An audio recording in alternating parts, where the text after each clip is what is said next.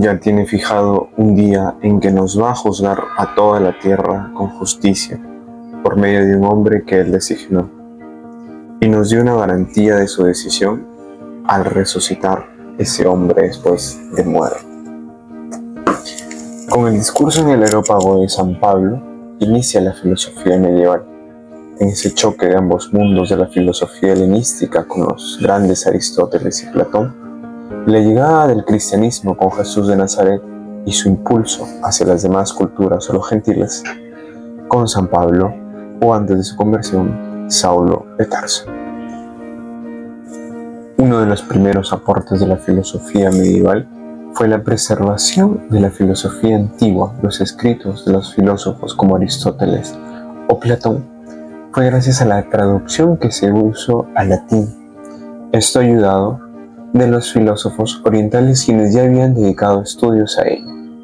Un viejo refrán dice de que San Agustín tomó a Platón y lo bautizó, y Santo Tomás de Aquino tomó a Aristóteles y lo bautizó y lo cristianizó.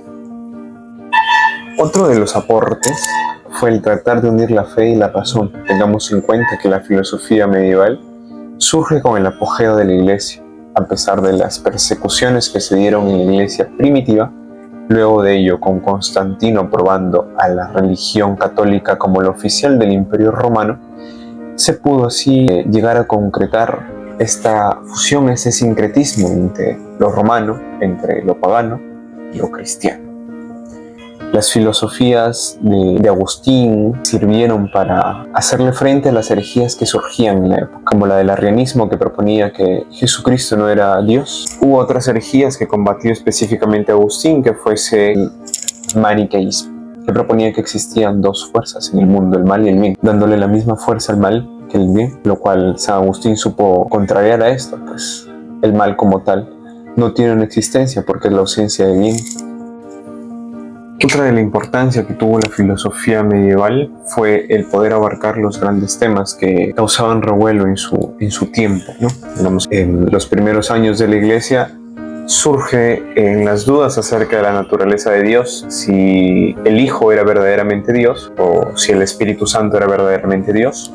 Algunos lo negaban, cayendo en herejía. Otra fue la existencia y la naturaleza del alma. El alma no fue una conquista de la Iglesia, sino que ya los filósofos antiguos ya habían hablado de ella, tanto Platón como Aristóteles. Por parte de Platón se creía en la transmigración de las almas, que como comúnmente se le conoce la reencarnación.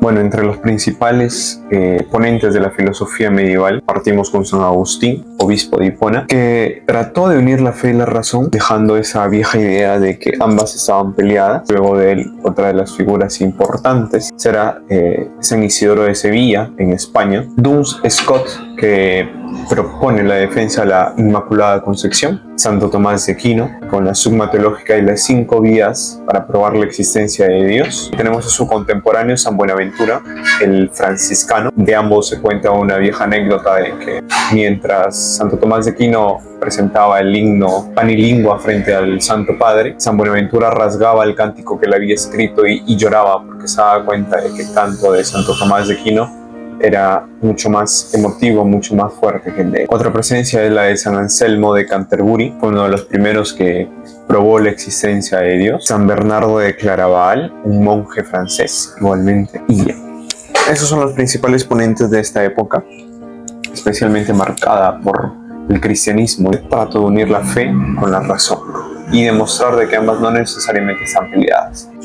Abandonemos pues esas ideas de que esta época medieval fue oscurantismo, sino veamos más bien que gracias a ello se conservó las grandes obras de Platón y Aristóteles, se dio las grandes fundaciones de las universidades, de que la Iglesia tuvo y jugó un gran papel, aportando mediante los padres de la Iglesia, mediante los doctores de su época. Hoy podemos comprender que esta filosofía fue tan necesaria para poder cimentar las bases de un cristianismo recién naciente y luego con su gran apogeo que ya tuvo, ¿no?, durante la Edad Media. Eso sería todo. Gracias.